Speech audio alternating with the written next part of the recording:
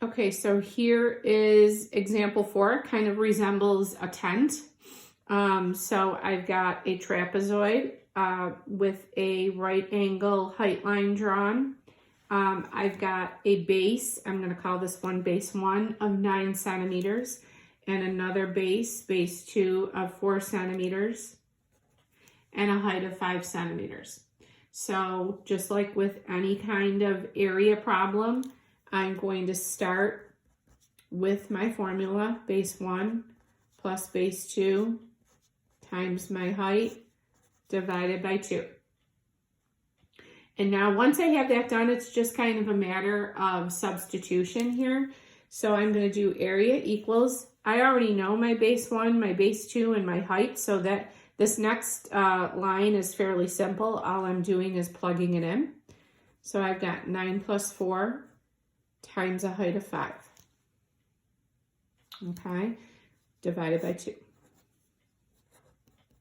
So I'm going to take care of my 9 plus 4, which is 13. I'm going to multiply that by 5 and divide by 2. Notice I'm taking it a step by step. I know some of you like to lump all of this into one big step, but I only took care of that 9 plus 4. And then I brought down my multiplied by 5. That way I make sure that I don't skip a step here. Okay, so now when I do 13 times 5, I get 65 divided by 2. And I already know that this is going to be a decimal because 65 is not even.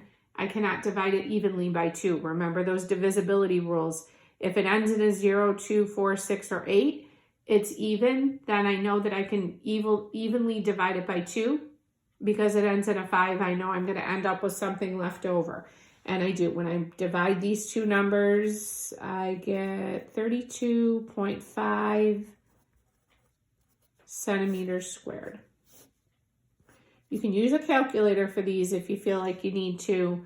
I would just be careful. I would still do it step by step by step. Don't try to do this all at once on your calculator, because that can kind of backfire on you.